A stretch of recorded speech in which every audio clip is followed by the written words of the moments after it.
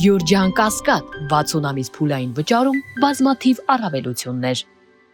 Նորից շնորհակալություն եմ հայտնում, որ այսօր այստեղ եք։ Այսօրվա մեր քննարկման օրակարգը վերջին շրջանում տեղի ունեցած իրադարձություններն են կապված փաստաբանների նկատմամբ իրականացված ոտաձգություններին, դրա հետ կապված փաստաբանների պալատի արձագանքը։ Մենք ասուլիսը կվարենք պարոն Զորաբյանի հետ եւ պարոն Հարությունյանի հետ, որոնք նաեւ համիջական մասնակցում ունեն պաշտպանական գործողություններին եւ թիրախային այդ հարցերին։ Դե ուզում եմ հիշեցնեմ, որ առաջի խնդիրը դուրը ծածկեք, խնդրեմ։ Առաջի խնդիրը կապված է հայտնի, ուրեմն քրեական գործերի շրջանակներում հոգևորականների պաշտպանության հետ կապված գործողություններին, երբ որ պաշտպանները իրենց մասնագիտական գործունեության կապակցությամբ փորձում են իրականացնել փաստաբանական գործունեություն, սակայն ուրեմն վարույթը իրականացնող մարմնի գործողությունների արդյունքում հնարավորություն չունեն տեսակցելու իրենց վստահորդներին, հնարավորություն չունեն իրականացնելու իրենց մասնագիտական գործունեությունը։ Իսկ որոշ դեպքում նաև վստահորդներից մեկը անհայտ էր գտնվելու վայրը եւ որևէ կերպ հնարավոր չէր ուրեմն պարզել ուրեմն այդ հանգամանքը։ Ես ուզում եմ տեղեկացնեմ, որ սա ուղղակի միջամտություն է փաստաբանական գործունեությանը եւ ուղղակի խոչընդոտում է փաստաբանի մասնագիտական աշխատանքը։ Հաջորդ դեպքը կապված էր փաստաբան Ալեքսանդր Կոչուբաևի նկատմամբ կիրառված ուրեմն անհամաչափ միջոցներին գրառման կապակցությամբ փաստաբան Ալեքսանդր Կոչուբաևը անպատասխան գրառում էր կատարել սոցիալական ցանցերում։ Մի դեպ նախորդ ասեմ, որ այդ գրառման գնահատականը չեմ ուզում տալ, քանզի նաև այս պահին իրականացնում է կոնկրետ դատական process-ի մեջ են գտնում եւ իրավական պաշտպանություն եւ անկեղծ անձնական կարծիքս կասեմ, բնականաբար ողջունելի չի եւ ուրեմն տեղին չէ նմանատիպ գրառումներ կատարելը փաստաբանին։ Սակայն հարցը դա չէր, հարցը այն էր, թե այդ ենթադրյալ արարքի կապակցությամբ իրավապահ մարմինների արձագանքը ինչպիսին էր։ Ձերբակալման ժամանակ Ալեքսանդր Կոչուբաևի նկատմամբ կիրառում են անհամաչափ միջոցներ, խոզարկություն է իրականացում ուրեմն իր փաստաբանական գրասենյակում, արգրավում են էլեկտրոնային կրիչներ եւ անձնական համակարգիչ եւ հեռախոս։ Սա անթույլատրելի երևույթ է եւ մենք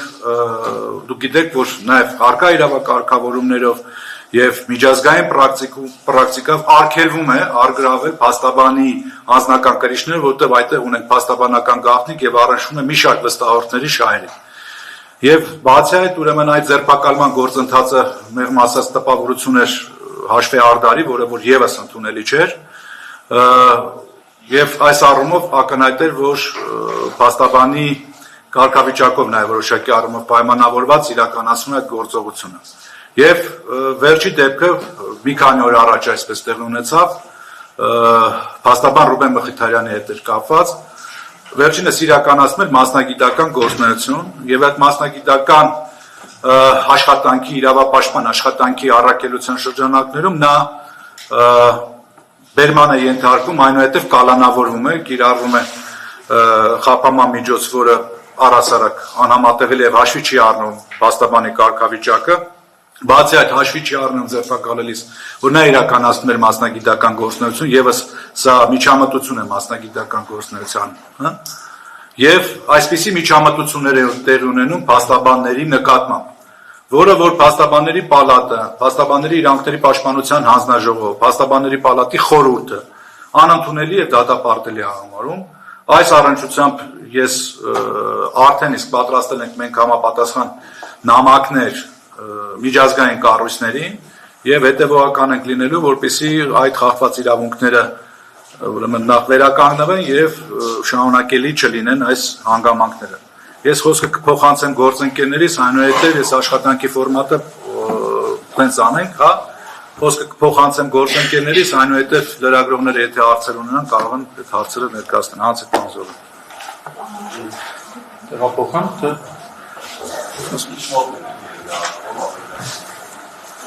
Hazır.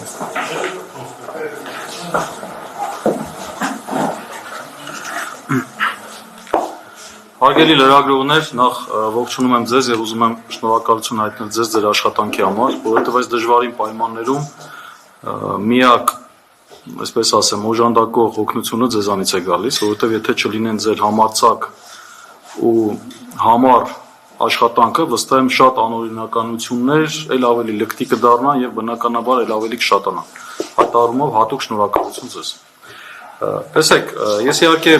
Կոչուբաևի միջադեպից կփորձեմ գալ եւ կներկայացնեմ իմ հետ կապված միջադեպը։ Ալեքսանդր Կոչուբաևը փաստաբան բնականաբար գրառում էր կատարել, որի հետ կապված այդ գործընթացը սկսվեց։ Մեր հանրության մոտ, որոշ մարդկանց մոտ եւ նաեւ Մարդու իրավունքների պաշտպանի գրասենյակում կա թյուր ըմբռնում, թյուր ընկալում փաստաբանների պալատի դերի մասով։ Բոլորին թվում է, որ փաստաբանների պալատը դա փաստաբանների դաստիարակն է։ Եվ հետևից պետք է պատտվի, եթե սխալ արեց, միանգամից դաստիարակ է, այդպես չի։ Փաստաբանների պալատը վերացարկված վերահսկողություն չի իրականացնում փաստաբանի նկատմամբ։ Փաստաբանը անկախ է նաև փաստաբանների պալատից, այդ անկախության երաշխիքների մեջ դա էլ է մտնում։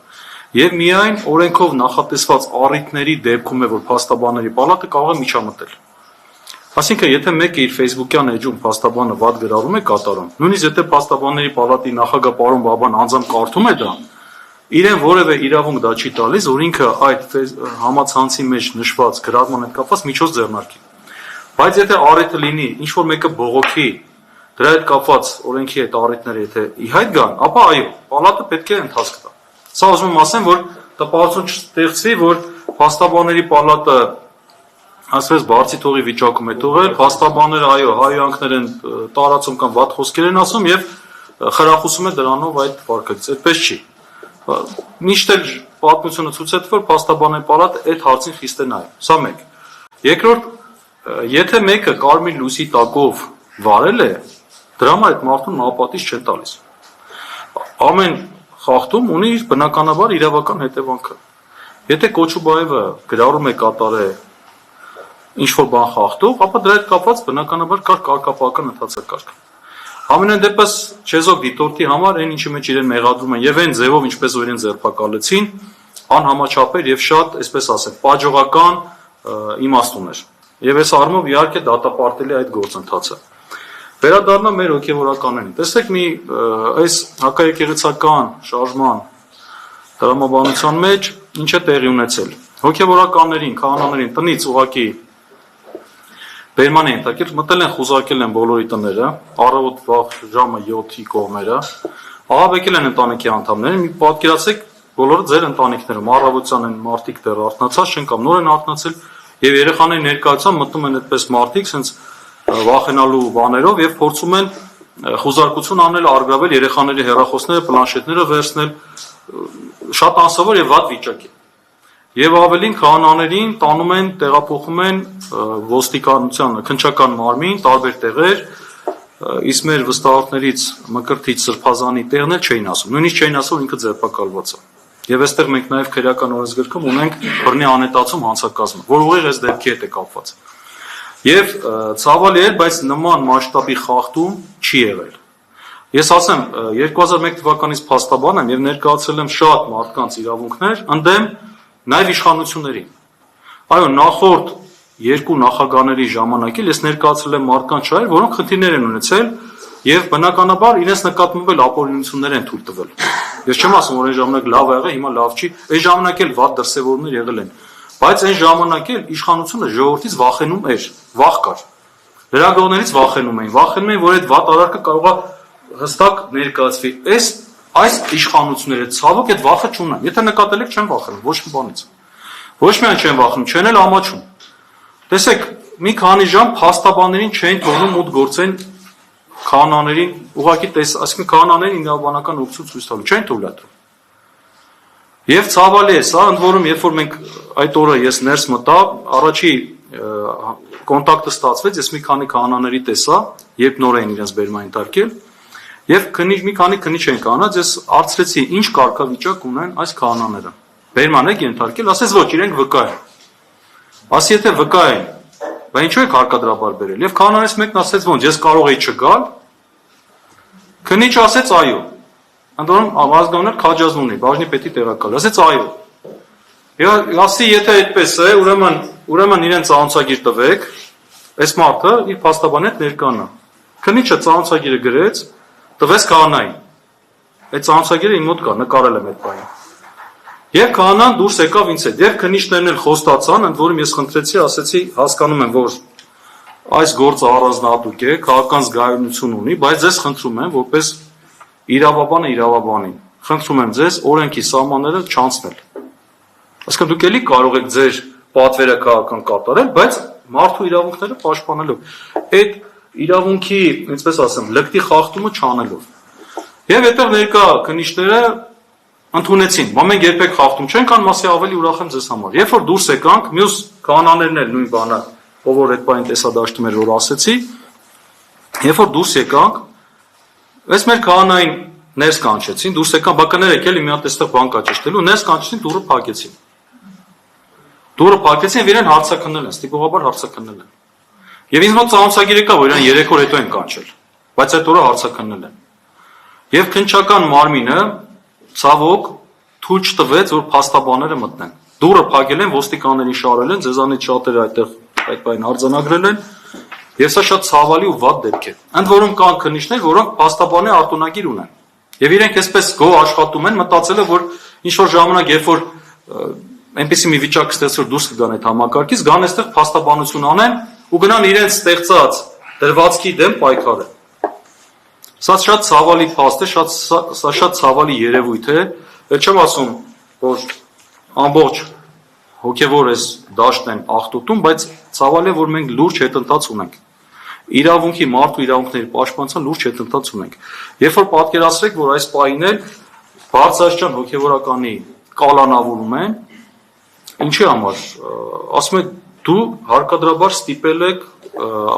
ասել եք,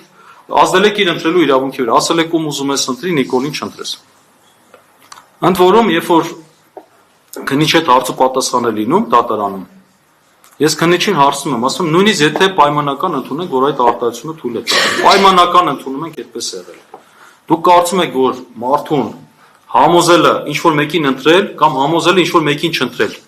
սա արգելված արարք է, ասում է այո։ Ընդ որում բացում ենք ընտրական օրենսգրքի 11-րդ հոդվածը, գրված է քարոզչությունը դա համոզելն է մարդուն ընտրել կամ չընտրել որևէ մեկին։ Նույնիսկ այդ պայմաններում արգելները զլա չի կարող աշխատել։ Տեսեք, խուզարկությունն էլ, նայեք, խուզարկության մասով էլ, ուրեմն անձի ցուցմունքի իման վրա իրանք խուզարկություն են կատարել, որում դրա տեղն էլ չի, առիթն էլ չի։ Վերցնենք մենք Կոչուբաևի օրինակը։ Կոչուբաևը պատկացեք խոսքով ինչ-որ բան է ասել։ Ընդունենք վիրավորել է, պայմանական։ Լավ Կոչուբաևի որպես փաստաբան գրասենյակ ինչ եք խուզարկում, բնական ինչ եք խուզարկում, ինչ եք ուզում գտնել։ Եթե մարդը խոսքով վիրավորել է, դուք խուզարկում եք, որ ինչը գտնեիք։ Այսինքն այստեղ գործ ունենք մենք անհամաչափության հետ, գործ ունենք այս իրավական տերորի հետ, վառի զգուն իմաստով։ Եվ հիմա ցավոք դա տարածվում է։ Տեսեք, օրինակ նույն Նաթան Սրբազանի մասով ձայնագրություն են հրապարակել, ակնհայտ է, որ այդ ձայնագրությունը հատուկ ծառայություններն են արել։ Դա կասկած չկա, չէ՞, որովհետեւ մեկին մոտ, որ դա հատուկ ծառայությունների ձայնագրությունն է։ Հիմա դա հրապարակել են եւ հիմա փորձում են մարդկանց վկա կանչելով լեգիտիմացնել այդ ձայնագրությունը եւ որևէ մեկը նույն դատախազությունը այդպես օպերատիվ, ուրեմն քրեական գործ չի հարուցում հեռախոսային խոսակցությունների գաղտնիություն խախտելու մասով, որը նույնպես հանցագործություն է։ Իրենց դա հետաքրքիր չի։ Եվ սա ցավալի փաստ է եւ բնականաբար սա բերել է շատ վատ հետևանքների։ Հիմա նույնն էլ մենք տեսնում ենք, որ այս բան եկեղեցու ներքին գործերին են միջամտում